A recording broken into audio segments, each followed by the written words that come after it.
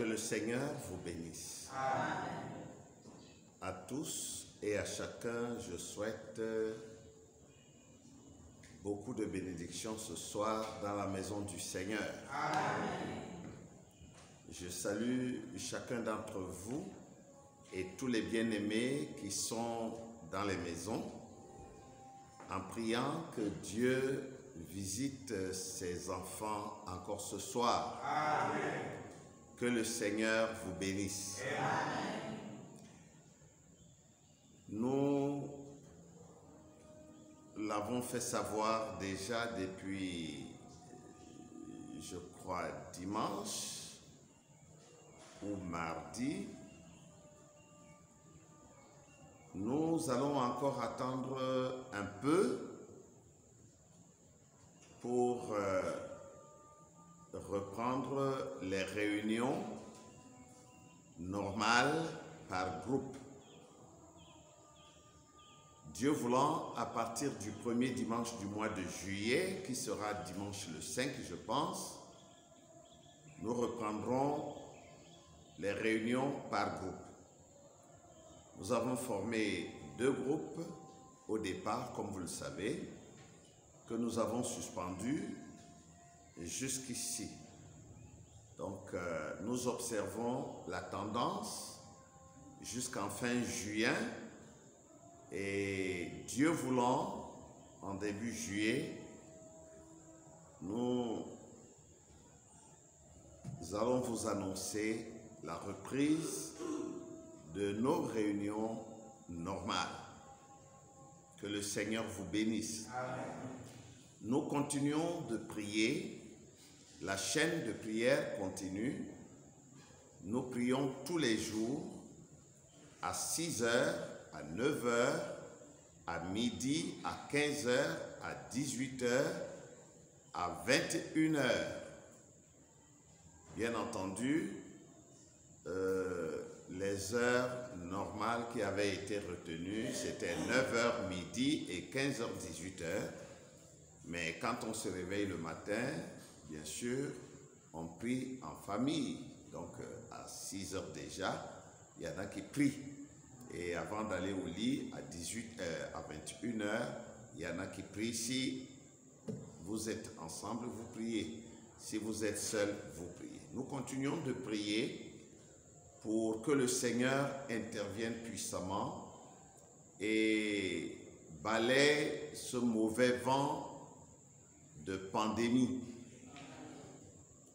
qu'il guérisse ceux qui ont été atteints et qu'il préserve ceux qui n'ont pas été atteints. Amen. Nous penserons aussi à nos frères et sœurs qui sont loin de leurs familles respectives à cause de la fermeture des frontières, afin que bientôt ils puissent retrouver les leurs. Que le Seigneur vous bénisse. Les informations seront données au fur et à mesure que nous avançons dans cette situation que nous vivons, pas seulement dans le pays, mais dans le monde entier. Amen. Amen. Nous voulons incliner nos têtes pour un mot de prière. Notre précieux Seigneur et bien-aimé Père Céleste, nous sommes ici encore ce soir pour te servir et pour servir ton peuple. Amen. Nos frères et sœurs sont à l'écoute de ta voix. Nos âmes à tous se tournent maintenant vers toi, en croyant que toi qui as fait la promesse, tu es avec nous encore ce soir pour remplir nos cœurs de la parole de vie. Amen. Accorde-nous un langage simple qui puisse être saisi par tous tes enfants. Et laisse que ton serviteur soit sous l'onction de ton esprit et que l'inspiration lui vienne du trône de grâce. Amen. Dispose nos cœurs et nos âmes, Seigneur, afin que chaque parole qui sera prononcée soit un oracle du Dieu qui ne bavarde pas. Puisses-tu atteindre les profondeurs de nos cœurs afin que, au travers de cette prédication, la vie de Christ nous soit communiquée. Pardonne-nous nos offenses et nos manquements. Guéris nos maux et nos maladies et accorde-nous plus d'engagement et de zèle pour ton service. Bénis chaque enfant de Dieu qui viendra en contact avec cette parole afin que les bénédictions promises pour cette heure nous soient en partage à tous. Nous te remercions parce que nous croyons que tu nous exauces, non à cause de nos mérites, mais à cause des mérites de ton Fils, notre Seigneur et Sauveur Jésus-Christ. C'est en son nom que nous t'avons prié et demandé toutes choses. Amen. Amen. Amen. Amen. Le Seigneur vous bénisse.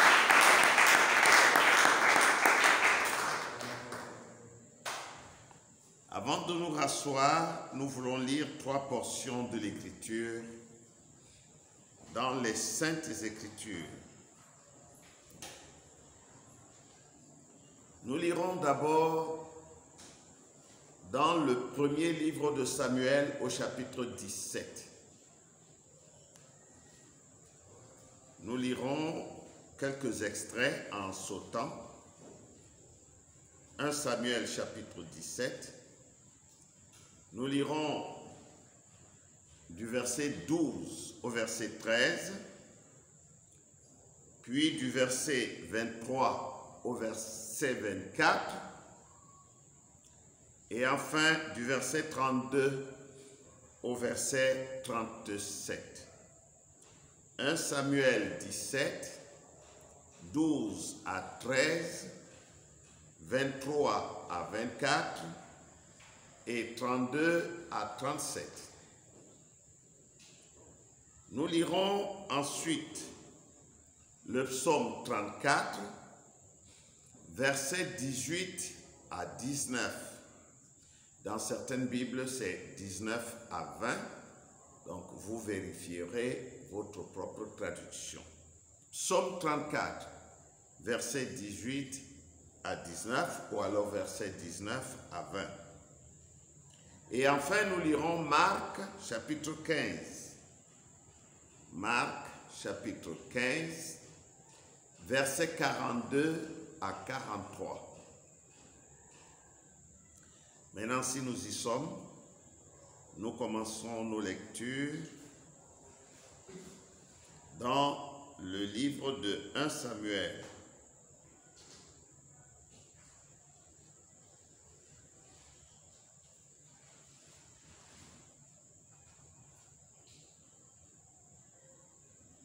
« 1 Samuel, chapitre 17,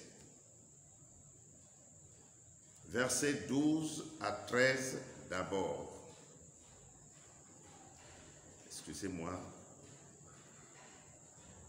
Versets 12 à 13. Il est écrit: Or, David était fils de cet Éphratien de Bethléem de Juda, nommé Isaïe, qui avait 8 fils, et qui, du temps de Saül, était vieux, avancé en âge. Les 3 fils aînés d'Isaïe avaient suivi Saül à la guerre. Le premier-né de ces 3 fils qui étaient partis pour la guerre s'appelait Eliab. Le second, Abinadab. Et le troisième, Shama. Tandis qu'il parlait avec eux, voici le Philistin de Gath, nommé Goliath, s'avança entre les deux armées, hors des rangs des Philistins. Il tint les mêmes discours que précédemment, et David les entendit. À la vue de cet homme, tous ceux d'Israël s'enfuirent devant lui et furent saisis d'une grande crainte.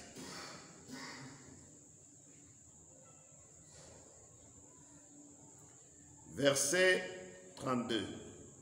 David dit à Saül, que personne ne se décourage à cause de ce Philistin. Ton serviteur ira se battre avec lui. Saül dit à David, tu ne peux pas aller te battre avec ce Philistin, car tu es un enfant et il est un homme de guerre dès sa jeunesse. David dit à Saül, ton serviteur faisait paître les brebis de son père, et quand un lion ou un ours venait en enlever une du troupeau, je courais après lui et je le frappais, et j'arrachais la brebis de sa gueule. S'il se dressait contre moi, je le saisissais par la gorge, je le frappais et je le tuais. C'est ainsi que ton serviteur a terrassé le lion et l'ours, et il en sera du Philistin, de cet incirconcis, comme de l'un d'eux, car il a insulté l'armée du Dieu vivant. Amen. David dit encore, l'Éternel qui m'a délivré de la griffe du lion et de la patte de l'ours, me délivrera aussi de la main de ce Philistin. Amen. Et Saül dit à David, va, et que l'Éternel soit avec toi. Amen. Psaume 34, versets 19 à 20. L'Éternel est près de ceux qui ont le cœur brisé, et il sauve ceux qui ont l'esprit abattu. Le malheur atteint souvent le juste, mais l'Éternel l'en délivre toujours. Marc 15, 42, 43. Le soir étant venu, comme c'était la préparation, c'est-à-dire la veille du sabbat, arriva Joseph d'Arimathée, conseiller de distinction, qui lui-même attendait le royaume de Dieu. Il osa se rendre vers Pilate pour demander le corps de Jésus. Amen. Amen. Que le Seigneur bénisse sa parole et qu'il bénisse son peuple. Veuillez vous asseoir.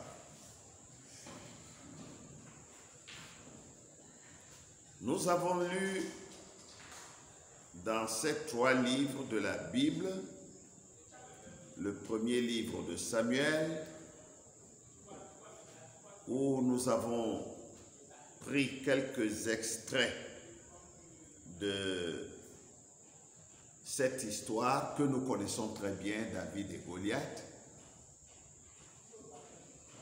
Puis nous avons lu dans le psaume 34, au verset 20, ou alors 19 dans certaines Bibles, le Saint-Esprit dit que le malheur atteint souvent le juste.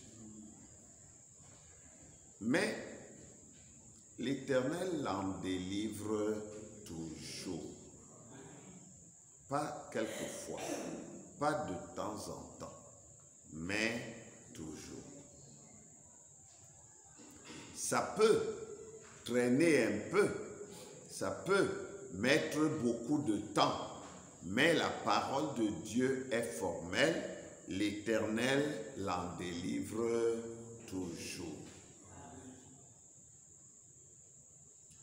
Et dans le livre de Marc,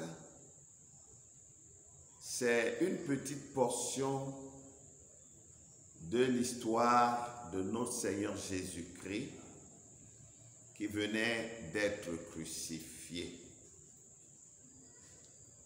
Et comme c'était la veille du sabbat, les corps morts ne devaient pas passer la nuit sur la croix parce que c'était une malédiction. On ne pouvait donc pas supporter que le sabbat se passe sous une malédiction. Parce qu'il est écrit « Malheur à celui qui est cloué sur le bois. Quiconque mourrait par crucifixion était maudit, était une malédiction. » Mais à penser que le Fils de Dieu, notre Seigneur, était maudit, était une malédiction, c'est difficile. Mais en réalité, c'était ça. Il était maudit de la malédiction de chacun de nous. Il était devenu malédiction parce qu'il est mort sur le bois. C'était le pire châtiment qu'on infligeait qu'à des grands bandits, à des bandits de grands chemins, à des grands assassins. Mais lui qui n'a jamais péché et de la bouche duquel n'est sorti aucun mensonge, a dû subir le même traitement. Non pas à cause de ses péchés, mais à cause de mes péchés et aussi de tes péchés. Ce soir, je voudrais encourager les enfants de Dieu à prendre Dieu au mot et à croire chaque parole de Dieu. Les enfants de Dieu manquent beaucoup de bénédictions. Ils manquent beaucoup de leurs promesses que Dieu leur a données parce qu'ils n'arrivent pas à prendre Dieu au mot. Et pour prendre Dieu au mot, il faut la foi. Et comme je l'ai dit depuis le début de ces enregistrements, de ces directs, surtout en cette période de pandémie, je voudrais essentiellement encourager les enfants de Dieu à la foi.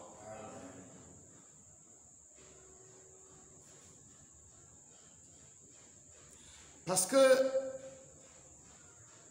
à défaut de foi, ce qui va s'installer, c'est le doute. Et quand on doute, on n'a rien. Il est écrit dans la Bible de Dieu que sans la foi, Nul ne peut être agréable à Dieu. Et c'est seulement ceux qui croient qui peuvent recevoir quelque chose de sa main.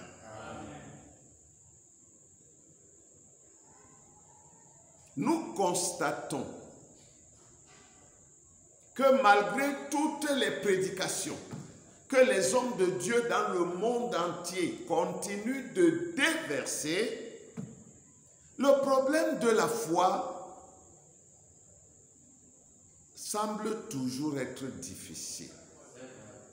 Les gens entendent, ils croient. Ce n'est pas qu'ils ne croient pas, ils croient. Malheureusement, c'est une foi passive.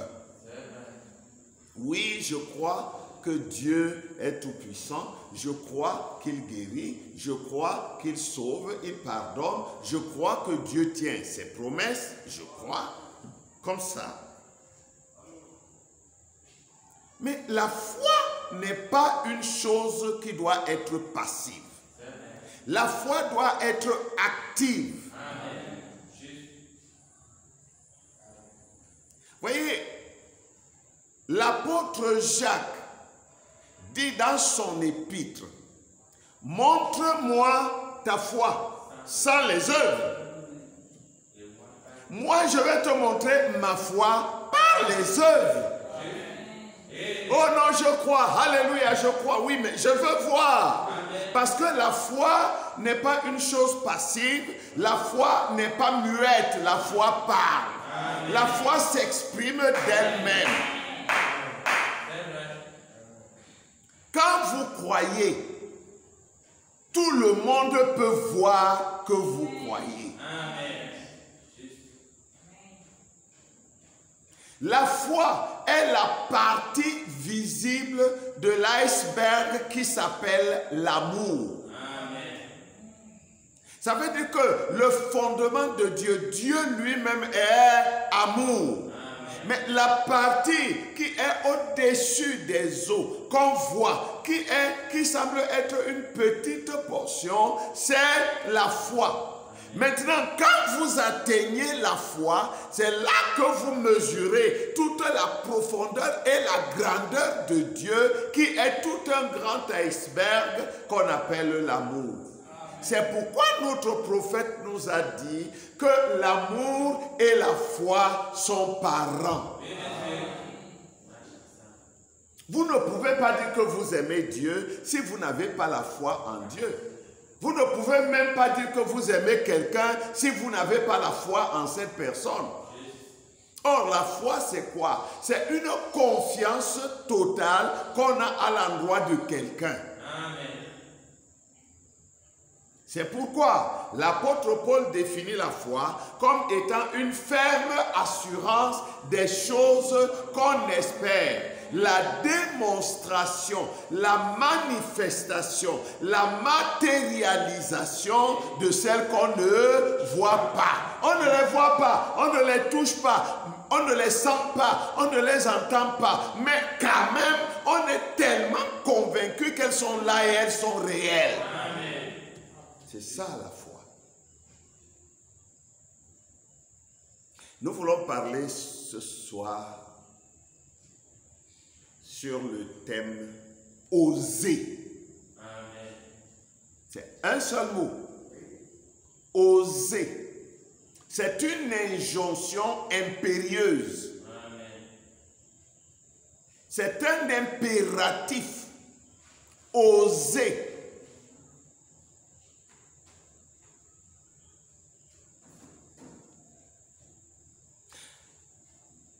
Il y a un grand mal parmi les enfants de Dieu.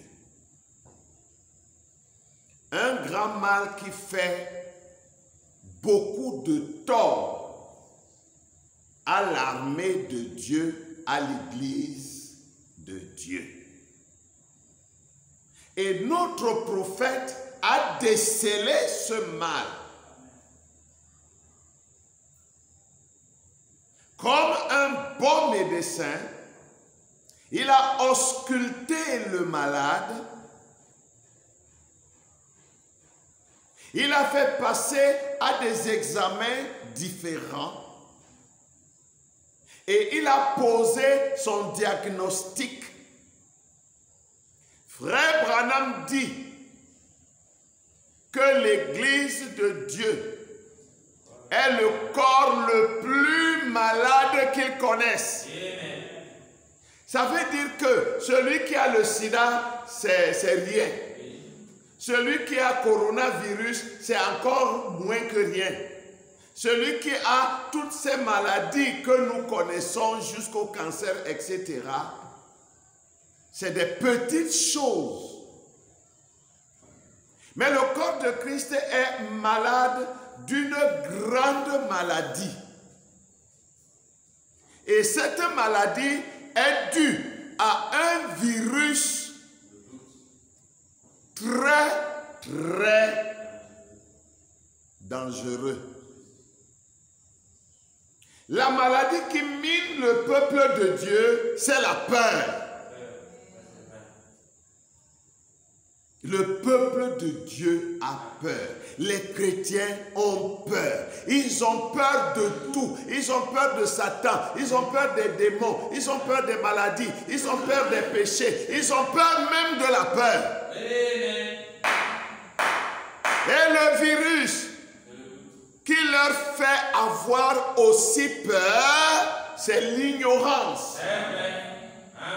C'est parce qu'ils sont ignorants qu'ils ont peur. Parce que s'ils connaissaient, ils n'auraient pas peur. Parce que la connaissance, c'est la puissance. Amen. Celui qui connaît n'a pas peur parce qu'il sait qui il est, il sait qu'il est puissant. Amen. Frère Branham dit que c'est le plus grand fléau qui mine l'Église, la peur. Or, comment parler d'ignorance au milieu d'un peuple où les hommes de Dieu, les serviteurs de Dieu, jour après jour, tout autour du monde, ne font que informer, instruire les enfants de Dieu sur ce que Dieu a déjà dit. Comment parler d'ignorance?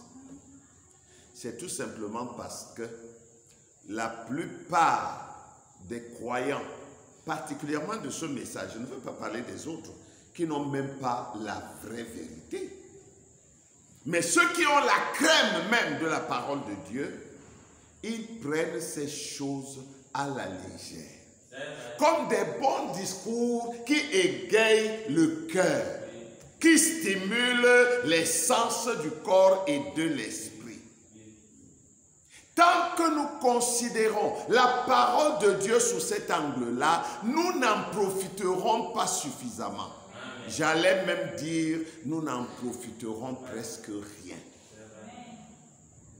Parce que la parole de Dieu doit être prise comme la parole de Dieu venant directement de Dieu. Et je suis sûr que si Dieu descendait dans cette salle ou dans n'importe quelle salle où les frères et les sœurs sont réunis ce soir, que ce soit dans les églises ou dans les maisons, et que Dieu parle, chacun prendrait ce que Dieu dirait d'une manière différente. Mais quand la parole de Dieu, la même parole de Dieu, vient même au travers d'un être humain, elle demeure toujours la parole de Dieu. Amen. Avec la même puissance, avec la même autorité. Amen. Mais je dis encore, nous la prenons généralement comme un beau discours. Nous nous limitons à dire Amen, gloire à Dieu, va de l'avant et à taper des mains. Et après, c'est terminé. La preuve, c'est qu'après la réunion, quelque temps après la réunion, il y en a qui ne se souviennent même plus de ce que le prédicateur a dit. Mes frères, il s'agit d'un problème de vie ou de mort. Vous savez, frère Branham raconte une histoire. Il y avait dans une certaine contrée 2 voisins. tous deux élevaient des poulets. Alors, un certain matin, la radio a annoncé qu'un typhon, une grosse tempête va fondre sur le pays et exhortait chacun à prendre ses dispositions pour se mettre à l'abri. L'un des voisins a suivi les informations à la radio et il a couru annoncer à son voisin: mon ami, je viens de suivre à la radio qu'à partir de demain, il y aura une forte tempête et qu'il y aura des inondations dans tout le pays. Je suis venu te le dire pour que tu prennes des dispositions, que tu mettes à l'abri tes poulets et que tu cherches le moyen d'abriter aussi ta femme et tes enfants et toi-même. Celui-ci lui a dit: oh, laissez-nous tranquilles avec vos histoires là. On dit toujours des choses à la radio, on ne les voit jamais arriver. Chaque fois, ne faites pas ceci. Chaque fois, faites cela. Vous me cassez les tympans, laissez-moi tranquille. Il n'y a même pas de tempête. Regarde, toi-même, regarde. Est-ce que le ciel-ci présage une tempête? Le gars l'a supplié. Il a envoyé promener. Ok, l'autre est rentré chez lui. Il a pris des dispositions. Il a mis ses poulets à lui en sécurité. Et il s'est réfugié lui-même et sa famille. Ils sont allés à un endroit plus sécurisé.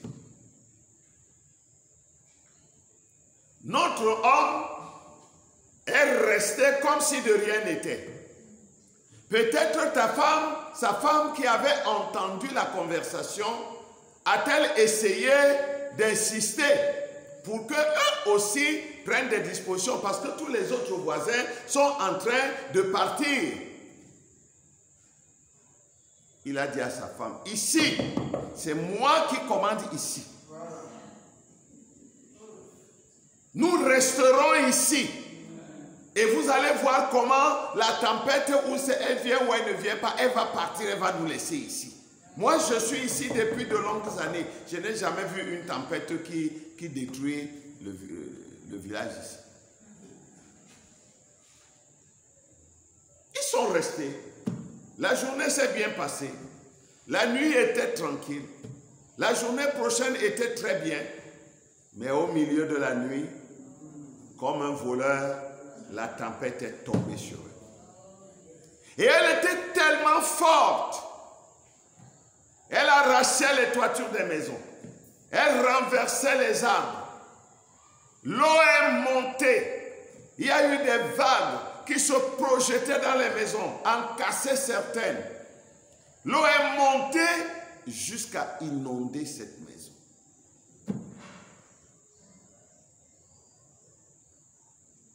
La femme et les enfants ont juste eu le temps de monter sur la toiture.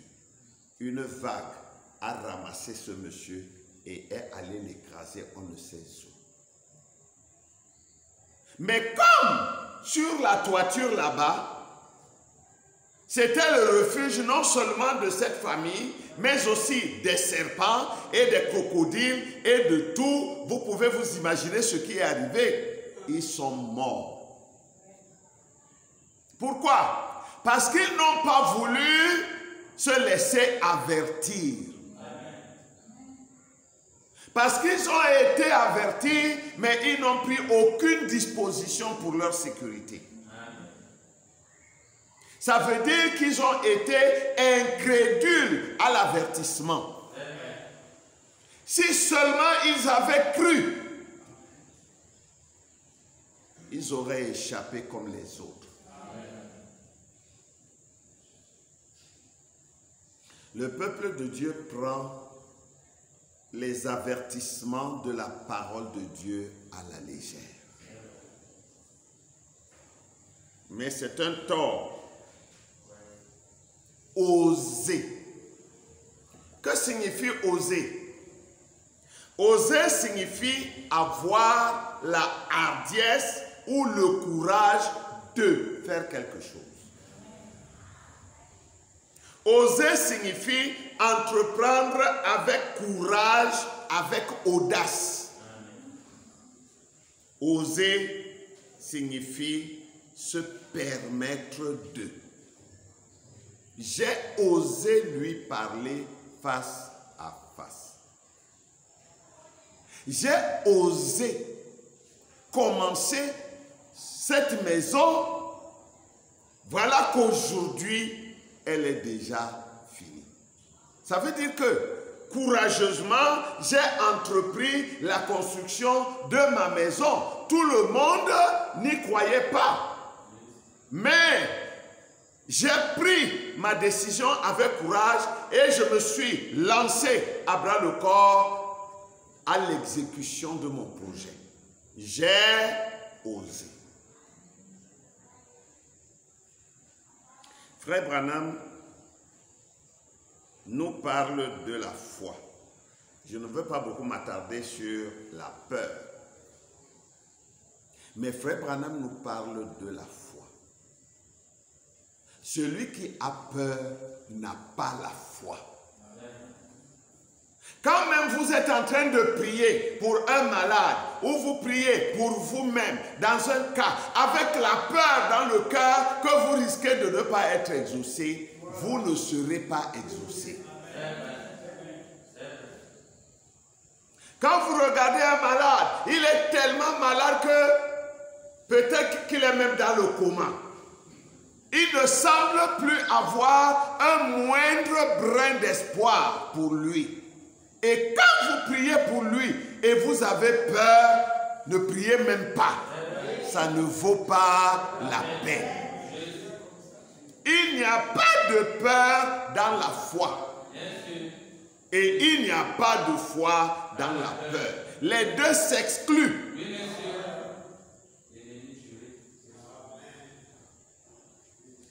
Le prophète nous dit, dans le message, Monsieur, est-ce le signe de la fin? Paragraphe 126. Samedi matin dernier, cela faisait hier une semaine, vers les 3 heures du matin. Suivez-moi attentivement, c'est une longue lecture. Je me suis levé pour aller boire une goutte d'eau. Je suis allé dans la chambre de Joseph, ramener la couverture sur lui. Puis je suis revenu me mettre au lit et je me suis endormi. Pendant mon sommeil, maintenant je raconte ces différents petits rêves afin que vous puissiez voir les antécédents de ce que je vais dire tout à l'heure. J'ai donc recouvert Joseph, je suis allé me recoucher et je me suis endormi et j'ai eu un songe. J'ai rêvé que je voyais un homme qui était censé être mon père, bien qu'il soit très grand de stature. Et j'ai vu une femme qui était censée être ma mère. Seulement, elle ne lui ressemblait pas. Cet homme était très méchant envers sa femme. Il tenait un morceau de bois à 3 angles. Il avait fendu ce bois et avait fait un ... Vous savez, quand vous coupez dans un tronc d'arbre, cela fait un morceau triangulaire. Et chaque fois que cette femme commençait à se lever, il la saisissait par le cou, la frappait sur la tête et la sommait. Une fois rabrouée, elle se tenait là et pleurait. Puis elle cherchait à se relever. Il se promenait fièrement en gonflant la poitrine. Il était de forte carrure. Et quand elle se relevait, il la saisissait par le cou, prenait ce morceau de bois triangulaire et lui frappait la tête et la faisait retomber. Puis il repartait en gonflant la poitrine, comme s'il avait fait quelque chose de grand. Je me tenais à l'écart, en train d'observer ceci. Je pensais, je ne peux pas m'attaquer à cet homme, il est trop grand. Et aussi, il est censé être mon papa. Mais ce n'est pas mon papa. Et je dis, il n'a pas du tout le droit de traiter cette femme ainsi. Hein? Comme les hommes qui tapent sur leur femme. Et ils pensent qu'ils font quelque chose. Je commençais à devenir un peu contrarié à son sujet. Puis tout à coup, je pris courage. Vous me suivez? Puis tout à coup, je pris courage, allai vers lui, le saisis par le col et je le fis pivoter. Je lui dis, vous n'avez pas le droit de la frapper. Amen. Et lorsque je dis cela, mes muscles grossirent. Je ressemblais maintenant à un géant. L'homme regarda ses muscles et il eut peur de moi. Amen. Je lui dis, si vous la frappez de nouveau, vous aurez affaire à moi. Et il hésita alors à la frapper de nouveau. Puis je me réveillai. Amen. Je restais étendu un moment. Je pensais, qu'est-ce? C'est étrange que je rêve de cette femme. Dans l'espace d'un instant, le voici qui vient, c'est-à-dire le Seigneur est venu. Je reçus l'interprétation. La femme représente l'Église du monde aujourd'hui, du monde entier. Je suis né au milieu de ce gâchis et me voici. Elle est censée être une sorte de mère de... Elle était une mère de prostituée, mais pourtant je suis né là-dedans. Et son mari, ce sont les dénominations qui dominent sur elle. Le morceau de bois triangulaire qu'il tenait, c'est ce baptême-train. Dans les faux noms, et chaque fois qu'elle essaie de se lever pour que la congrégation l'accepte, il lui donne un coup avec cela pour qu'elle retombe. Bien sûr, comme il était si grand, j'avais un peu peur de lui. Mais ensuite, je me lançais sur lui malgré tout. Et les muscles étaient les muscles de la foi. Cela me fit penser à ceci. Si Dieu est pour moi et qu'il peut me donner des muscles, laisse-moi prendre sa défense et qu'il cesse de la frapper. Amen. Frère Branham nous raconte un songe. Il a eu un songe et dans son songe, il a vu un homme qui était censé être son père. Mais le papa de Frère Branham était plutôt de petite taille. Mais ce monsieur-ci était un colosse. Et il avait dans sa main un morceau de bois triangulaire avec lequel il frappait une femme qui était censée être la maman de Frère Branham dans le songe. Mais elle n'était pas la maman de Frère Branham. Le monsieur était tellement robuste et fort et grand que Frère Branham eut peur de lui. Vous êtes avec moi? Mais comme le monsieur continuait de frapper cette femme, le prophète n'a pas pu supporter plus longtemps. Il alors attrapa le monsieur par le col. Il le fit retourner, il le fit oui. Et il dit à ce monsieur, vous n'avez pas le droit de la frapper. Si vous continuez de la frapper, vous aurez affaire à moi. Et à peine l'avait-il dit que ses muscles gonflèrent. Amen. Et il était devenu comme un géant lui-même. Et le colosse eut peur de lui. Amen. Et il ne frappa plus sur cette femme. Amen. Amen. Je vais lire ici dans Pourquoi crier parle. Paragraphe 128. Pourquoi crier parle du 14 juillet 1963.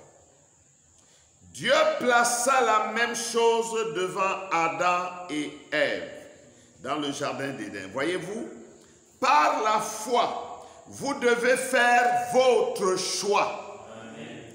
Maintenant, remarquez, la vue conduisit Pharaon à sa mort et à la destruction de sa ville. Moïse, avec sa foi, ne craignit jamais Pharaon. Il ne se soucia même pas de ce que Pharaon disait. Il ne se soucia pas plus de Pharaon que de sa mère et son père ne firent au sujet de la menace. Lorsque Moïse reçut la confirmation qu'il était la personne qui devait délivrer Israël et le conduire hors d'Égypte, il ne se soucia jamais de ce que Pharaon disait. Il n'eut pas peur de lui. Amen. Amen. Amen. Frère Branham dit Amen 3 fois. Vous voyez ce que je veux dire? Il n'y a pas de crainte dans la foi. En réalité, la bonne traduction, c'est il n'y a pas de peur dans la foi. Parce que le mot crainte a un double sens. La foi, c'est ce qui en est. La foi, comme je l'ai souvent dit, a de gros muscles et des poils sur la poitrine. La foi dit, taisez-vous, et tout le monde se tait. C'est tout. Je connais ma position. C'est la foi qui dit ça. Je connais ma position. Les autres disent, bon, peut-être bien, mais vous devez vous lever. Mais vous devez vous lever et montrer vos muscles. C'est tout. La foi fait cela. Les autres disent peut-être, mais la foi ne dit pas peut-être. Remarquez que Moïse ne craignit jamais Pharaon après que Dieu eut confirmé son appel. Moïse croyait qu'il était appelé pour cela. Mais après que Dieu lui ait dit là-haut, c'est ainsi, et soit descendu et est montré devant Pharaon et tous les autres qu'il était envoyé dans ce but, Moïse ne craignit jamais Pharaon. Amen. Moïse avait été appelé. Il avait été appelé à une mission, à un ministère. Sa mère lui en avait parlé. Mais quand il est allé derrière le désert et qu'il a rencontré Dieu face à face et que Dieu lui a confirmé qu'il en était ainsi, la peur avait quitté Moïse. Moïse croyait son ministère. Moïse croyait qui il était. Il connaissait sa position. Il savait qu'aussi longtemps qu'il était sur la ligne du devoir, Dieu ne lui ferait point défaut. Et que toutes choses devraient se plier devant lui. Josué en fit de même. Josué avait vu comment Dieu avait marché avec Moïse. Et Josué savait que tant qu'il était sur la ligne du devoir, faisant ce que Dieu lui avait demandé de faire, rien ni personne ne pouvait s'opposer à cela. C'est ce qu'on appelle la foi. Si Dieu t'a appelé à prier pour les hommes de Dieu, à prier pour l'église de Dieu, tu dois croire ta mission et savoir que si tu pries, peu importe la situation, Dieu qui t'a dit prie, il va confirmer. Dieu t'a-t-il appelé à prêcher l'évangile? Mais prêche l'évangile parce que Dieu prêchera l'évangile avec toi.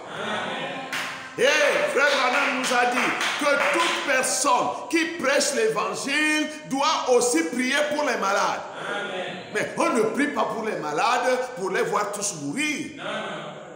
Il peut en mourir des milliers. Il peut en mourir des dizaines de milliers. Mais Dieu confirmera sa parole et il y en aura qui guériront. Frère Branham dit, si je prie un soir pour 50 malades et que dans la nuit ils meurent tous, demain je prierai encore pour 50. Parce que celui qui a fait la promesse est fidèle, il va l'accomplir. C'est pourquoi le chrétien doit savoir qui il est. Il doit connaître sa position. Nous ne sommes pas comme du liège, n'est-ce pas, sur la surface d'une mer houleuse. Chaque chrétien doit connaître sa position. Sauf si tu n'as pas encore rencontré personnellement la colonne de feu. Mais si tu as rencontré la colonne de feu, il n'est pas acceptable que tu continues de douter, que tu continues d'avoir peur, que tu continues d'hésiter. Cela ne sied pas avec cette rencontre. Parce que tu vas le rencontrer comme un poltron. Mais quand tu rentres de cette rencontre, tu es un héros. Amen.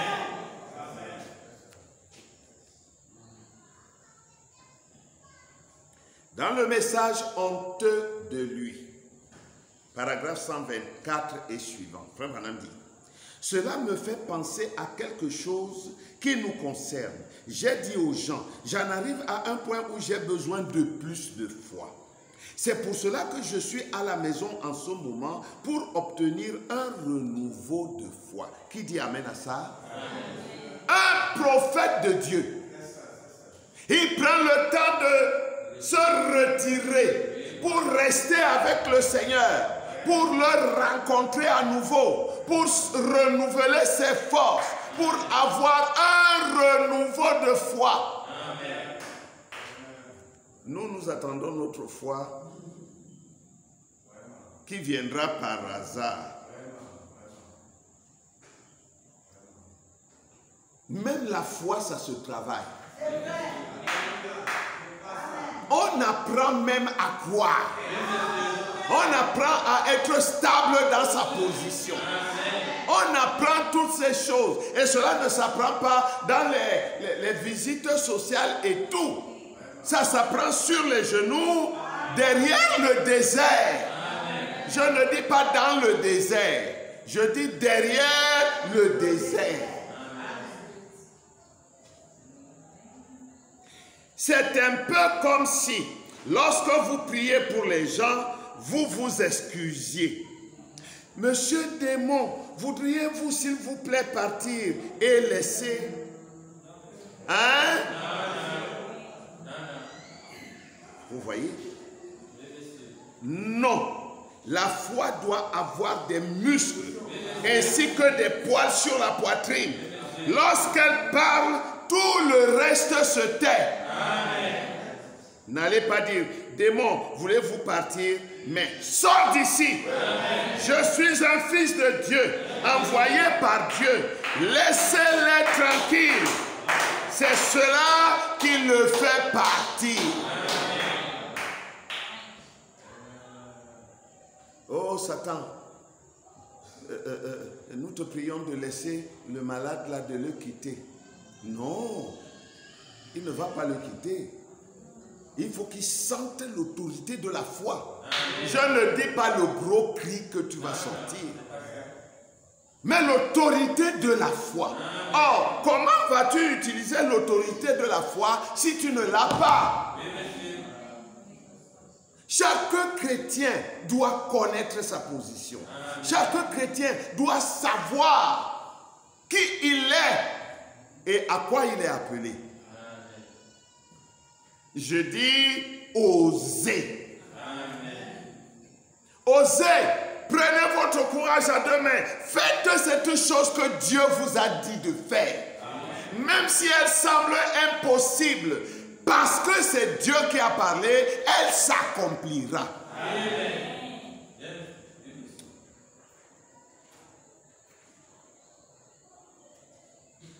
Frère Branham dit, je suis toujours dans honteux de lui. Il dit, n'allez pas dire, démon, voulez-vous partir? Est-ce qu'il veut partir?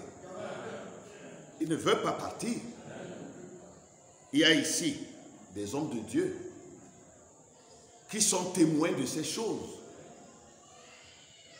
Vous combattez, vous luttez avec des démons, une horde de démons qui s'emparent d'un frère, d'une soeur ou d'un homme ou d'une femme. Parfois pendant des heures. Il ne veut pas partir. Parfois il y en a plusieurs. Une fois on a eu affaire à un qui en avait 7 je crois. 7 ou 8, je ne sais plus. Ils sont partis un à un. Et le dernier dit, moi ici, je ne pars pas. Vous allez faire comment? Vous allez dire, bon, comme celui-là ne part pas, laissons. Ou alors non, tu vois que les autres sont partis, s'il te plaît, toi aussi, pars. Ah non, monsieur. Vous vous tenez devant lui, vous lui ordonnez de s'en aller. Il doit partir jusqu'à ce que cet homme ou cette femme soit sauvé. Mes frères, le chrétien a ce pouvoir. Je ne dis pas le prédicateur, je dis chaque chrétien a le pouvoir de chasser les démons. Chaque croyant a le pouvoir de guérir les malades. C'est une promesse, mais seulement nous avons peur. Oh non, si je vais prier maintenant et que rien n'arrive, qu'est-ce qu'on va dire? Dieu ne t'a jamais dit de guérir un malade. Dieu ne t'a jamais dit de le faire.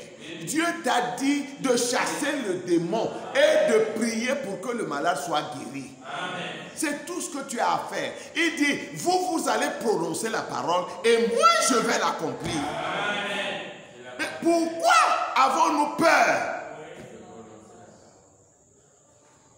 Il faut que chacun soit sûr d'avoir fait l'expérience du buisson ardent.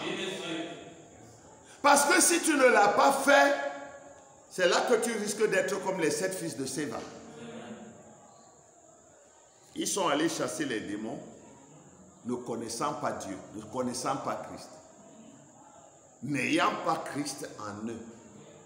Oh, nous vous chassons au nom de Jésus que Paul prêche. Et vous-même, vous êtes quoi dans l'affaire là? Et la Bible dit que le démon les a rossés. Ils sont sortis de la maison à moitié nus.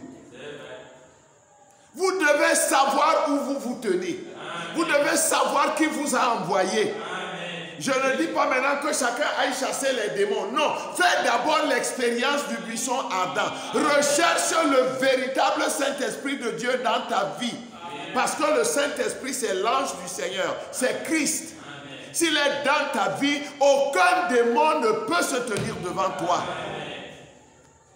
L'Église est confinée dans sa peur. Moindre quelque chose, on a peur. On n'est pas sûr que ça va arriver. Parfois, on prie nos prières d'incrédulité. Oh Seigneur, si c'est ta volonté. Mais il t'a dit de prier. Toi, fais ton devoir. Si ce n'est pas sa volonté, lui, il sait que ce n'est pas sa volonté. Et si c'est sa volonté, lui, il le sait. Il t'a dit, prie. Impose les mains, chasse le démon ou induis. Voilà ce que Dieu a dit. Que ce soit pour les maladies, que ce soit pour des problèmes, que ce soit pour toutes choses. Même quand tu pries, il y en a qui prient pour l'argent, l'argent ne vient pas. Oh Seigneur, j'ai besoin d'argent. Mais l'argent ne vient pas. Parce que tu n'es même pas sûr qu'en priant, ça doit venir. Toi aussi, tu pries seulement parce qu'on a dit à l'église, prier. Un chrétien doit avoir les muscles de la foi robustes et des poils sur sa poitrine. Sur la poitrine de sa foi, bien sûr.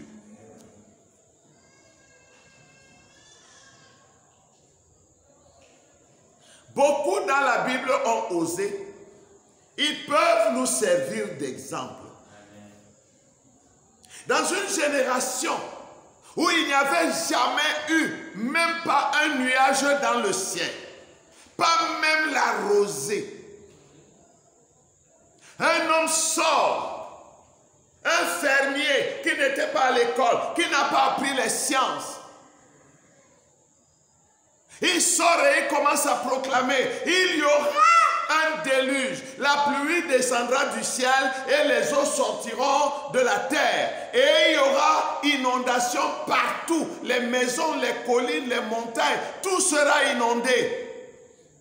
Venez avec moi, construisons ce bateau. Il va nous sauver la vie. C'est ainsi dit le Seigneur. Mais il fallait avoir le courage de le faire. Dans un âge hautement scientifique, il y avait des éminences grises, des grands savants. Mais ce petit vaurien de fermier vient dire qu'il y aura la pluie. Mais monsieur Noé, ta pluie là, elle va venir d'où? Il dit, mais du ciel. Ah, Noé, nous avons scruté le ciel avec nos grands appareils, nos télescopes qui voient à des millions, des billions d'années-lumière. Et on n'a pas vu la moindre goutte d'eau. Toi, tu vas faire comment pour faire descendre l'eau du ciel? Non, le soleil t'a frappé la tête. Tu deviens un peu zinzin. Mais Noé savait qui lui avait parlé. Amen. La peur que nous avons, j'ai dit, vient de l'ignorance. Nous ne savons pas, nous tâtonnons. Nous avons vu quelqu'un chasser un démon. Nous aussi, nous venons, nous chassons, nous voulons chasser le démon. Nous avons vu quelqu'un prendre sa position contre l'ennemi. Nous aussi, nous faisons semblant de le faire. C'est l'ignorance. Commence par chercher l'expérience du buisson ardent. Amen. Laisse que Dieu descende en toi, que le feu de Dieu consume la chair et que Christ prenne position en toi. Amen. À ce moment, quand tu parleras, ce n'est pas toi qui parleras, c'est lui qui parlera à travers toi. Et quand tu auras ainsi parlé, lui sera responsable de confirmer. Amen. Osez, mes frères. Osez! Il a dit que nous serons capables de faire cela. Alors croyons que nous sommes capables de le faire. Et appliquons sa parole. Faisons ce qu'il nous a dit de faire. Marchons comme il nous a dit de marcher. Accomplissons ce qu'il nous a demandé d'accomplir. Et voyons s'il n'est pas Dieu. Amen. L'Église n'avance pas beaucoup.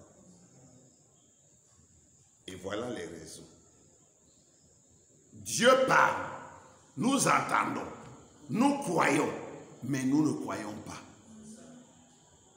Parce que notre foi est difficilement passée de la conception mentale à la manifestation pratique. Si vous dites à quelqu'un, tu as mal à la tête, prends ce produit-là, il va t'aider. Il dit, oh merci beaucoup. Il prend, il met dans sa poche, il ne prend pas, il dit, je sais, le produit-là, ça guérit le mal de tête. Mais il n'a jamais pris. Est-ce qu'il croit? Non. Mais il ne croit pas. En réalité, il ne croit pas.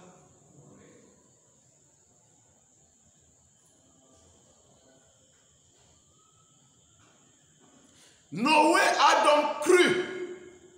Et parce que Noé a cru, Dieu a confirmé la parole de Noé. Amen. Abraham, il n'était qu'un fermier. Il n'était pas un lettré. Mais Dieu lui avait parlé. Amen. Amen. Dieu avait parlé à Abraham. Et Abraham savait qui il était. Abraham savait ce que Dieu avait dit qu'il serait. Amen. Et ce qu'il était. De manière que quand son neveu Lot a été dans des problèmes, dans des difficultés, et que Dieu voulait ratisser Sodome et Gomorrhe, un être humain, un simple fermier, un homme né de femme, vous vous imaginez ça? Il se tient dans la présence de Dieu et il parle avec Dieu et il intercède en faveur de son neveu sans avoir peur. Écoutez, il dit lui-même ici, dans Genèse, au chapitre 18, je vais lire le verset 27. Abraham reprit et dit, voici, j'ai osé parler au Seigneur, moi qui ne suis que poudre et cendre. Je reconnais que devant Dieu, je suis moins qu'un ver de terre, comme disait Jacob. Mais j'ai osé, j'ai pris mon courage à deux mains. Alors Seigneur, je viens te parler en faveur de mon neveu. Je ne veux pas qu'il périsse. Est-ce qu'il a péri? Mais Abraham était sous le sang des boucs et des taureaux. Toi, tu es sous le sang du Fils de Dieu, l'agneau de Dieu. Tu as donc plus de privilèges même encore que Abraham. Mais voyez comment, par la foi, cet homme s'est tenu devant Dieu. Il sert Dieu jusqu'à ce que Dieu lui promette que son neveu sera sauvé. Il commence à 50, il finit à 10. Chaque fois, il sert un peu. Chaque fois, il sert un peu. Il dit, j'ai osé parler au Seigneur. Moi qui ne suis que poudre et cendre. J'ai pris mon courage à deux mains. Et Dieu aime des gens comme ça. Souvenez-vous de Jacob, lorsqu'il était à Péniel, lorsque son frère Ésaü venait décimer sa famille, il a laissé partir ses serviteurs, et les troupeaux, et les enfants, et les mamans. Il est resté lui seul. Et cette nuit-là, Dieu est venu lutter contre, enfin non, venu lutter avec Jacob. Jacob n'était plus un poltron. Il était rendu à une position où c'était la vie ou la mort. Le problème, c'est que nous ne ressentons pas ça comme ça. Nous ne ressentons pas notre position, notre situation comme étant une position de vie ou de mort. Pour nous, tout va bien. L'église est là. Nous allons, nous revenons. Nous allons, nous revenons. Dans nos maisons, il y a à manger au frigo. Mais quand les choses vont se retourner, si tu n'es pas préparé à ce genre de vie, comment vas-tu t'en sortir? Parce qu'on n'invente pas ces choses. Ça s'apprend. On apprend à rester dans la présence de Dieu. Toute une journée, tout un jour, plusieurs jours d'affilée pour obtenir de Dieu quelque chose. Et quand vous avez l'habitude, alors ce ne sera pas difficile lorsque quelque chose vient à l'improviste. Mais si vous n'avez pas cette habitude, ça va vous venir d'où? Jacob a serré Dieu. La Bible dit Dieu, l'ange. L'ange lui a dit, laisse-moi partir. Jacob dit, zéro, je ne te laisserai pas partir jusqu'à ce que j'obtienne de toi ce que j'ai demandé. Bénis-moi. Et il a obtenu ce qu'il a demandé. Il a eu du succès. Pourquoi? Parce qu'il avait mis tout son cœur, toute son énergie, toute sa foi dans cette chose qu'il attendait de Dieu. Nous prions quelques 5 minutes. Oh Seigneur, donne-moi ceci et donne-moi cela. Toi-même, tu vois que j'en ai besoin, que le nom de Dieu soit béni. Amen. Et nous allons obtenir. Frère, nous sommes rendus à un âge où notre combat devient plus serré que jamais. Satan ne veut pas que vous receviez la moindre bonne petite chose. Mais vous ne pensez pas que nous allons simplement nous allonger sur nos lits moelleux et Dieu va faire tomber du ciel tout ce que nous voulons. Non, Dieu n'est pas comme ça. Dieu n'est pas un papa gâteux. Le chrétien doit combattre pour sa vie. Le chrétien doit combattre pour ses positions. Le chrétien doit être un homme habitué au combat spirituel, au combat contre les ennemis, contre les démons, au combat pour rester près de Dieu, au combat pour délivrer ses frères et ses sœurs, ses enfants, sa famille. Quand Frère Branham dit que nous avons le droit de réclamer nos familles, vous pensez que c'est réclamer nos familles, ça veut dire, oh Seigneur, tu vois mon enfant, je veux qu'il soit sauvé. Seigneur, donne-lui de revenir. C'est bon, vous avez prié. Mais parfois, il faut que la sueur de votre front devienne comme des grumeaux de sang. Vous n'avez pas encore combattu jusqu'au sang, dit Paul dans le livre des Hébreux. Nous avons aujourd'hui des chrétiens mollusques, des chrétiens qui ne peuvent même pas résister pendant... Voyez-vous, Jésus disait à ses disciples, même pas une heure, vous n'avez pas réussi à lutter avec moi, à veiller avec moi. Mes frères, coronavirus est un apprenti sorcier par rapport à ce qui arrive. Et nous devons combattre pour nos positions.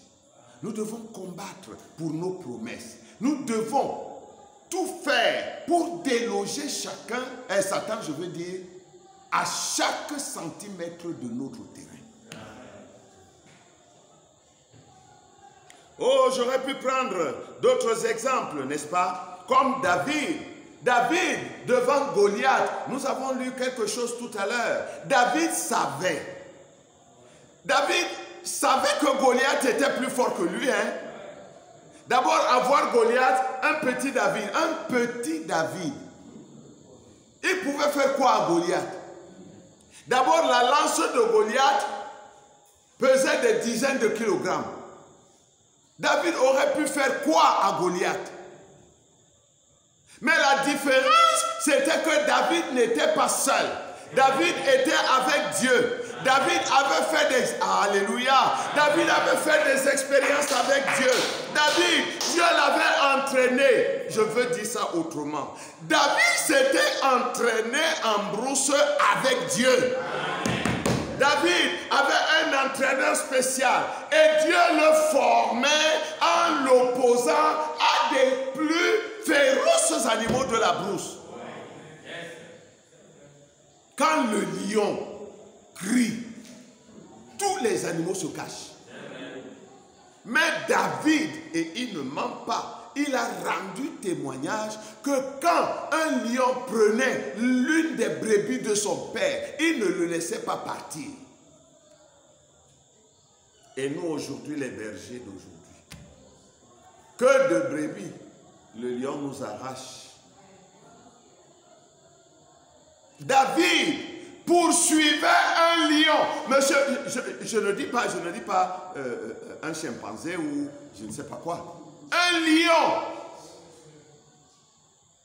À le voir seulement. Mais vous pouvez mourir avant qu'il bondisse. Mais le petit David poursuivait un lion. Il l'attrapait, arrachait la brebis de son père. Et si le lion osait l'affronter, il était bon pour la mort. David dit, je le prenais par la gorge. Je serrais jusqu'à le tuer. Un ours. Mais c'est des animaux qu'un homme ne peut pas. Si tu n'as pas d'armes, fuis seulement, si tu peux. Mais David arrivait à tuer même des ours pour sauver les brebis de son père. Pour lui, il était convaincu, oh alléluia, il était convaincu que rien ne peut lui arriver tant que la promesse de Dieu pour lui n'était pas accomplie. Amen. David savait, quelque chose lui disait qu'il était né dans un but. Et que si Dieu a laissé qu'il soit en brousse, c'était pour sa formation. Amen. Oh. Vous savez, hein, Isaïe avait un peu honte de David. Il avait un peu honte de lui. Parce que David avait un teint rosé. Vous connaissez les gens qui ont des teints rosés. C'est ce que Frère Branham dit. Hein? Teint rosé. Même les blancs n'ont pas le teint rosé. Les seules personnes qui ont le teint rosé, c'est les albinos. David avait leur terre rosée. Donc quand Isaïe présente ses enfants, il préfère mettre David à l'écart. Parce que David était différent de tous ses frères. Isaïe avait 8 enfants, il n'en a présenté que 7. Il a fait semblant d'oublier l'autre. Jusqu'à ce que le prophète de Dieu lui demande, c'est tout ça? Il dit, bon non, c'est vrai que ce n'est pas tout, il y en a encore un, mais celui-là, il s'occupe seulement des troupeaux en brousse. Mais c'était celui-là que Dieu avait choisi. Amen. Et c'était avec celui-là que Dieu voulait travailler. De manière que quand David est arrivé au camp de bataille, au champ de bataille, ses frères voulaient le rabrouer, le chasser. Ils n'avaient pas la révélation. Oh non, ils pensent que, oh non, tu es trop orgueilleux, oh non, on te connaît depuis la maison, et puis. Mais quelques temps après, Dieu a prouvé que c'était avec David. Amen. Comment sais-tu que ce n'est pas avec toi que Dieu veut délivrer ta famille? Comment sais-tu que ce n'est pas avec toi que Dieu veut délivrer ton église? Comment sais-tu que ce n'est pas avec toi que Dieu veut délivrer même les gens qui sont autour de toi? David avait cette foi-là et c'est ce qu'il nous faut. Je peux prendre l'exemple de Frère Branham, n'est-ce pas?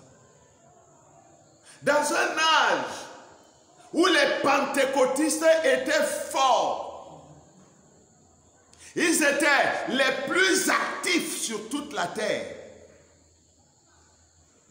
Voilà un homme, un illettré, qui sort de nulle part et qui commence à apprécier des choses qui sont complètement différentes, opposées à ce que les éminences, les docteurs en théologie prêchaient.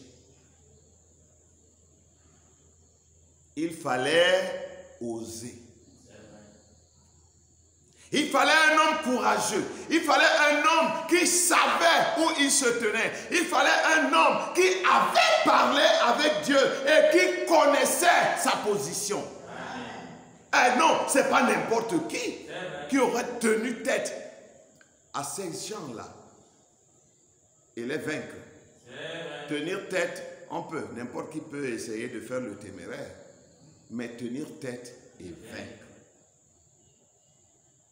Le prophète de Dieu a dû prendre le taureau par les cornes pour apporter le message que nous croyons aujourd'hui. Ne pensez pas que c'était aussi facile que ça. Aujourd'hui, il y a des dizaines de milliers, des centaines de milliers de croyants du message dans le monde. Vous pouvez venir dans n'importe quelle ville, vous trouverez quand même quelqu'un qui croit que le message de Frère Branham est la vérité. Mais à cette époque-là, il était seul. Et seul contre tous, il ne pouvait pas compter sur lui-même. Il ne pouvait compter que sur celui qu'il avait envoyé. C'est pourquoi j'ai dit tout à l'heure, sois certain de qui t'a envoyé. Si c'est Dieu qui t'a envoyé, Frère Branham dit, tout le ciel se tiendra derrière toi. Mais si c'est l'église qui t'envoie, alors que l'église prenne soin de toi. Il y a des gens qui sont envoyés par des hommes. Il y a des gens qui sont envoyés par l'église. Il y a des gens qui sont envoyés par eux-mêmes. Mais ceux qui sont envoyés par Dieu, Dieu se tiendra à côté d'eux. Amen. Amen. Osez, mes frères. C'est l'heure dans laquelle nous vivons maintenant. Osez, n'hésitez plus, ne craignez rien, n'ayez pas peur. Si vous savez que vous êtes sur la ligne du devoir et que vous êtes en train d'accomplir une parole de Dieu, allez de l'avant, rendez Dieu responsable. Amen. Rendez Dieu responsable. Frère Branham dit, prenez Dieu au mot. Il a promis qu'il accomplit sa promesse. Amen. Où est ma responsabilité dedans? Ce n'est pas moi qui ai fait la promesse. C'est Dieu qui a fait la promesse. Et le Dieu qui a fait la promesse a les moyens de sa politique. Amen. Osez. N'hésitez plus. L'église doit aller de l'avant. Parce que si vous hésitez maintenant, vous fuirez demain. J'ai dit, ce qui est en route est de loin supérieur à tout ce que nous connaissons jusqu'ici. Voilà, nous sommes réunis librement, sans problème. Mais un moment va venir, même trois ne se réuniront pas au même endroit. Et nous allons faire comment à ce moment-là? Si nous ne sommes pas déjà entraînés maintenant comme David contre le lion et l'ours,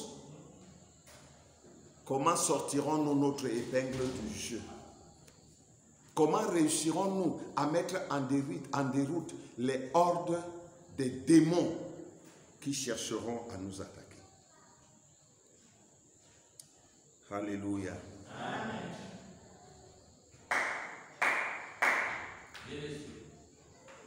Noé, Abraham, Moïse, Paul et tous les autres, chacun d'eux a osé en son temps. Chacun d'eux s'est levé avec courage pour accomplir la parole qui le concernait en son jour. Et toi, ton témoignage c'est quoi? Vous vous souvenez? Le Seigneur a dit à sœur Hattie Wright, demande ce que tu veux. Elle dit, mais je vais demander quoi? Frère Branham, je vais demander quoi? Frère Branham dit, c'est à toi de décider, pas moi. Ce n'est pas à moi qu'elle a dit de demander, c'est à toi. Ouais, mais je vais demander quoi? Je vais demander quoi? Et quelque chose a flashé dans son esprit. Il dit, frère Branham, mes 2 enfants. Amen. Alléluia. Amen. Si c'était les chrétiens d'aujourd'hui, la plupart d'entre eux diraient, ah, demandez, ces enfants-ci qui sont en train même de se moquer comme ça, est-ce qu'ils peuvent croire? Mais quelque chose lui a dit, tes enfants. Elle aurait pu demander la guérison de sa jeune sœur. Elle aurait pu demander d'avoir des richesses, de l'argent et tout. Elle aurait pu demander, Dieu lui a dit, demande ce que tu veux. Qu'est-ce que tu veux? Et ce qu'elle aurait demandé, c'est ce que Dieu lui aurait donné. Et elle a demandé ses 2 enfants. Et Frère Branham nous rend témoignage que sur le champ, ces enfants sont tombés à genoux devant les pieds de leur maman, pleurant et se repentant. Amen. Qui a fait cela? Ce n'est pas William Branham. C'est le Dieu de Branham. Amen. Vous voyez? Je me souviens un jour, le Seigneur, lorsqu'il était dans son corps de chair, il a rencontré un aveugle. Et quand cet aveugle l'a vu, il a dit, fils de David, aie pitié de moi. Le Seigneur lui demande seulement, que veux-tu que je te fasse? Parce que ce que tu veux, ce que tu crois, c'est ce que Dieu va faire pour toi. Amen. Si tu crois que tu es un fils de Dieu, une fille de Dieu, et tu es sur la ligne du devoir, Dieu fera exactement ce que tu diras. Amen. Je veux dire ce soir, fuyons la peur. Amen. Arrêtons d'avoir peur. J'ai terminé. Arrêtons d'avoir peur. Prenons Dieu au mot. Amen.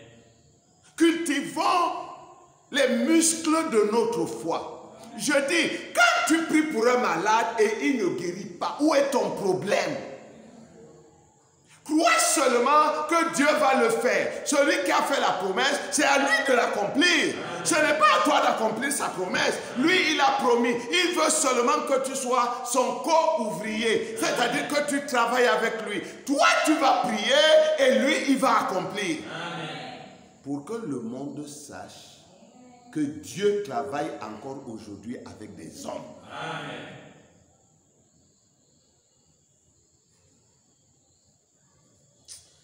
Alléluia.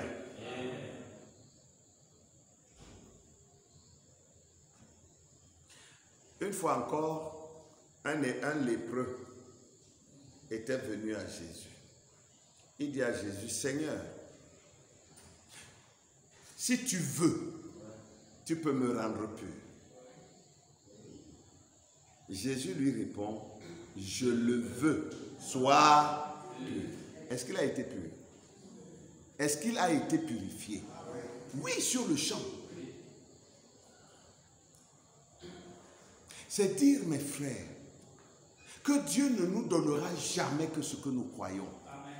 Mais quand notre foi hésite, ce n'est plus la foi. Quand nous avons peur de nous avancer pour Dieu, alors ce n'est pas la foi. Je voudrais inviter l'Église, c'est-à-dire chacun de nous, que ce soit pour le salut de ceux que vous voulez voir dans la foi, que ce soit pour la guérison des malades que vous connaissez, que ce soit pour des problèmes de la vie, que ce soit pour des nécessités. Croyons Dieu. Osons. Frère Madame dit, hein, ton frère a besoin de la pluie. Tu lui dis, je t'envoie la pluie. On peut dire ça comme ça, comme un jeu, et ça n'apportera rien. Mais si tu le dis du fond de ton cœur, croyant que le Dieu qui a fait la promesse est fidèle, il aura la pluie. Amen. Ça, c'est des expériences que nous avons faites. Et je crois que je vous ai déjà raconté ça ici. Un jour, le pasteur Eben était chez lui. Il voulait sortir pour traverser de ce côté. Je l'appelle. Il me dit, pasteur, je suis ici depuis le matin, vraiment, je veux sortir, mais il n'y a pas moyen. Il pleut. Il pleut des cordes. Je lui ai dit, ok, pasteur, apprête-toi, cette pluie va s'arrêter et tu vas traverser. Il dit, je crois, frère, pasteur. Il me rend témoignage qu'en moins de 5 minutes, la pluie s'est arrêtée et le soleil est revenu. Il prend un taxi pour traverser. Arrivé au pont, la pluie reprend. Alors lui, il dit, pluie, arrête-toi. Et la pluie s'arrête net. Amen. Vous comprenez ça? Amen. Vous pensez que c'est parce que on est des hommes très puissants qu'on fait ça? C'est Dieu qui le fait. Amen. Et Dieu fait ça pour nous montrer qu'il est avec nous. Amen. Si toi aussi, tu prends Dieu au mot et tu prononces la parole, tu vas voir comment elle va s'accomplir. Peut-être que la première fois, elle ne va pas s'accomplir, mais elle va toujours s'accomplir. Tiens ta position, tiens bon, compte sur le Seigneur. Fais-lui confiance. Amen. Et ce que tu diras s'accomplira. Le chrétien peut le faire. Chaque chrétien peut le faire. Pas seulement les prédicateurs. Chaque chrétien a le droit de le faire. Et il a l'autorité nécessaire. Amen. Il faut seulement que tu crois et que tu oses. Mais tant que tu n'auras pas commencé, je veux dire, quand tu n'auras pas commencé, ça ne viendra jamais. Tant que tu n'auras pas osé, tu n'auras rien. Ose. Ose, prends Dieu au mot. Dieu a dit que si je dis à cette montagne, ôte-toi de là, jette-toi dans la mer, alors elle obéira. Toi, montagne, je ne veux plus te voir ici. Jette-toi dans la mer. Chacun a sa montagne. Ce n'est pas, oh allô pasteur, j'ai encore mal à la tête. Oh pasteur, la dent me fait mal. Oh pasteur, j'ai la fièvre. Mais toi, tu vas user de tes privilèges quand? Nous aimerions avoir ici, non pas des témoignages, oh non, j'étais très malade et j'ai appelé le pasteur, il a prié pour moi. J'ai appelé le frère tel, le pasteur tel, il a prié pour moi. Non! C'est bien, c'est bien. Mais nous aimerions avoir des témoignages. L'autre jour, j'étais très malade. Et quand j'ai dit au démon, laisse-moi tranquille, je veux servir mon Dieu, il est parti. Voilà! Amen. Amen. Oui. Osez. Osez, mes frères. Vous n'avez jamais essayé, alors commencez. Si vous avez déjà commencé, continuez. Amen. Je dis, tu peux dire maintenant ça ne s'accomplit pas. Ne t'inquiète pas, ça va s'accomplir. Tu peux chasser un démon maintenant. Tu dis, toi démon, sors de cette personne, qu'elle soit guérie. Je la réclame au nom du Seigneur Jésus-Christ. Tourne le dos, reste tranquille. Oui, monsieur. Peut-être que la nuit ou demain matin, la personne va t'appeler, oh, pasteur, ça ne va pas, pasteur, ça ne va pas. J'ai déjà prié pour toi, mon frère ou ma soeur. Crois que tu es guéri. Amen. Pourquoi je dois prier 100 fois pour la même chose? J'ai prié, je crois. Toi aussi, crois. Amen. Et si tu crois, tu verras la gloire de Dieu. C'est la parole. Alléluia. Amen. Bon, terminons. Ce n'était pas un enseignement, c'était juste une exhortation. Écoutez ce que Frère Branham dit. Je vais lire le prophète et nous allons nous arrêter. Qu'as-tu dans ta main? Prêché le 11 juin 55, paragraphe 58.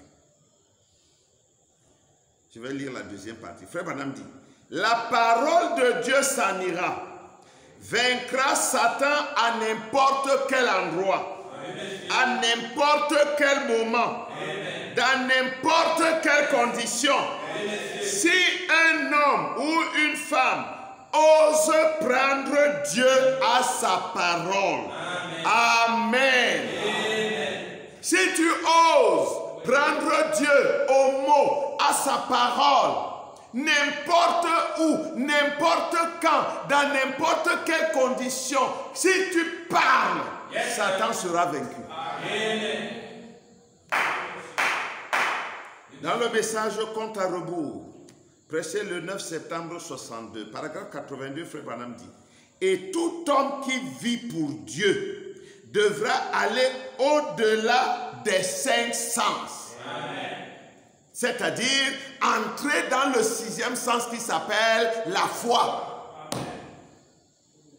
Il devra aller au-delà de toute instruction. Laisse tes raisonnements et tes instructions de côté. Dépose ça, laisse tomber.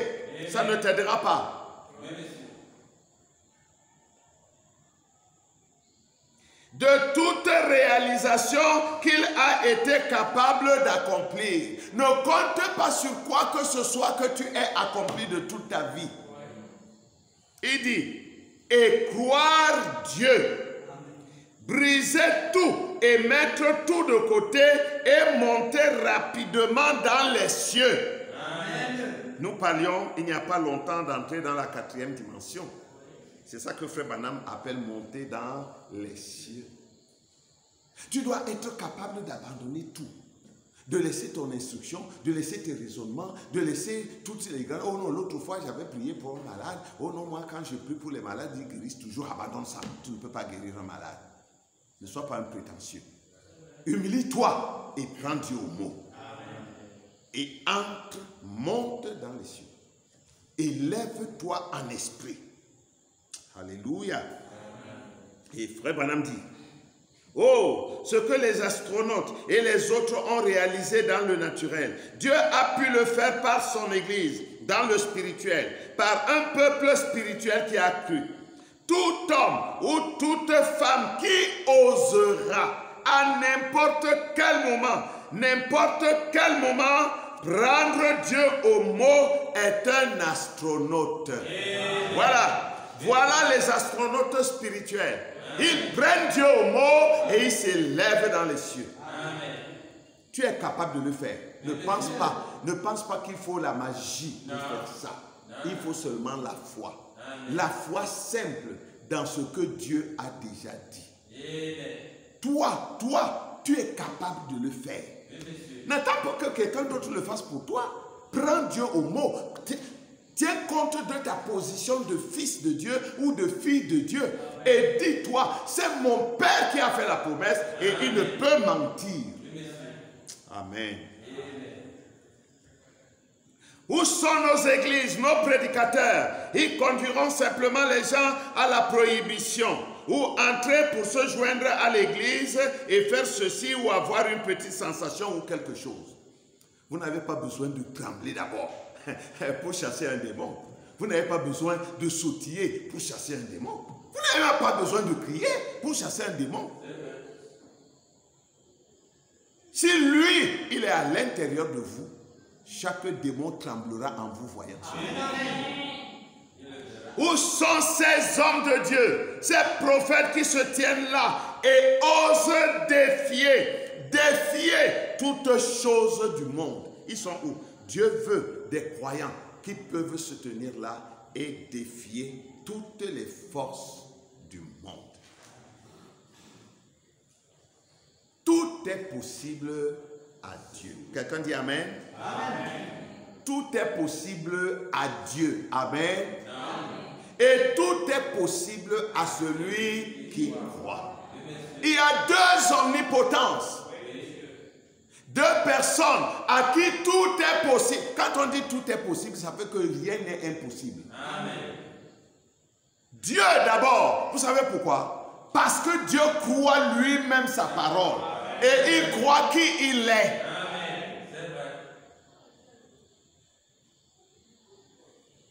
La deuxième omnipotence, c'est celui qui croit. Amen.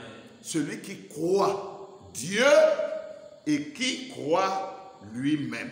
Oui. Tu dois croire Dieu parce que tout te vient de lui. Amen. Et tu dois croire en toi-même, sachant que tu es un fils de Dieu. Amen. Si tu ne crois pas qui tu es, tu ne feras rien. Amen. Vous pensez que moi, je peux aller à Yaoundé et dire à un directeur, bon, moi, je suis le fils de Paul Biya. Je vais t'élever en dignité. Je peux faire ça? Non. Hey, cette prétention-là m'amène en prison, direct. Mais si je l'étais vraiment, et que je le dise, je le dirais avec conviction. Parce que je sais qui est mon Père, je sais qui je suis pour lui, et je sais que si je lui demande quelque chose, il va me donner. Amen. Et si un homme peut faire ça pour son fils, à combien plus forte raison notre Dieu? Osez. Osez, mes frères. Si tu n'as jamais osé, à partir de ce soir, ose. Quelle que soit la situation, tiens-toi en position d'autorité. Je suis le Fils. Amen. Alors, je prends cette décision et j'ordonne que ce soit appliqué au nom de mon Père. Amen. Croyez-vous cela? Voulez-vous à partir de ce soir oser? Amen. Alléluia. Amen. Que Dieu vous bénisse. Amen. Que Dieu soit loué. L'Église a besoin d'oser. Que chacun de nous se mette à l'œuvre. Arrêtons de pleurnicher. Osons et nous verrons Dieu à l'œuvre. Que le Seigneur vous bénisse. Amen. Amen, amen. Gloire à Jésus.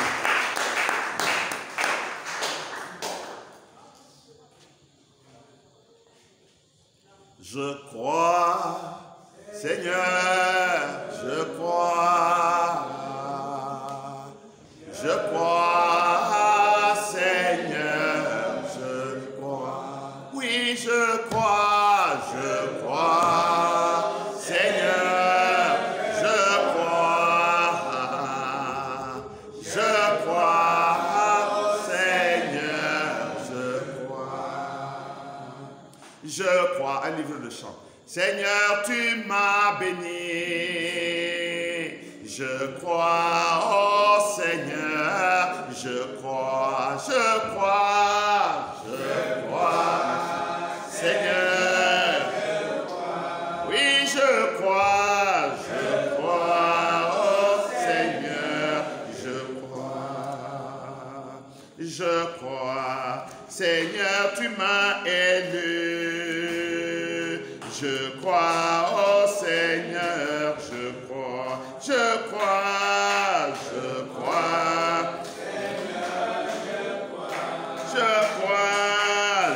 crois. Oui, je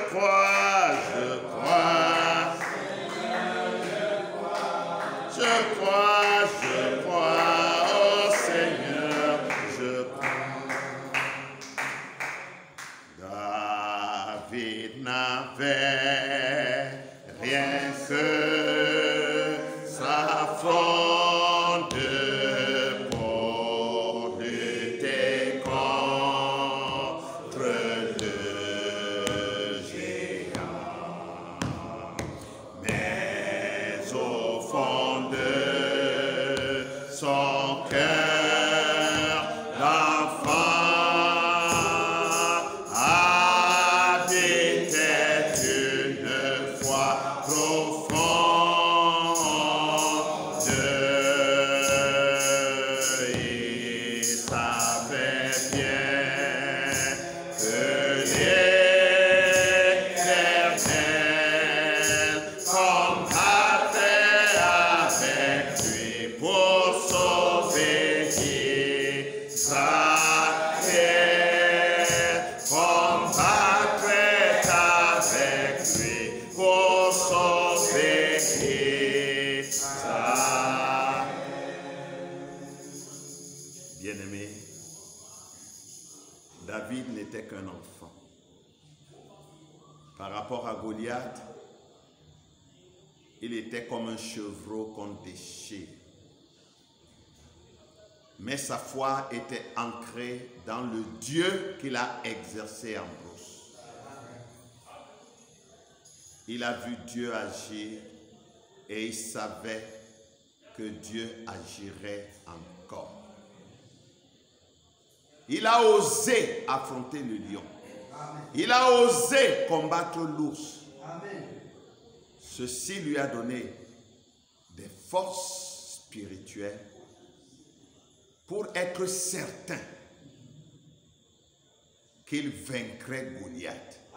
D'autant plus d'ailleurs que Goliath avait insulté les armées du Dieu vivant. Ce démon, quel qu'il soit, parce qu'il est contre le programme de Dieu, il devra être chassé. Il devra s'en aller. Ce problème, quelque grand soit-il, il doit s'évanouir. Parce qu'un fils de Dieu est sur la ligne de devoir. Et il réclame que ce problème soit résolu. Osons, mes frères, et croyons que notre Dieu est Dieu. Tous ensemble, élevons nos voix, que chacun parle au Seigneur du fond de son cœur. Oh, que la peur soit chassée, que l'hésitation s'en aille, que le doute ne soit plus nommé, mais que la foi prenne toute la place. Prions le Seigneur.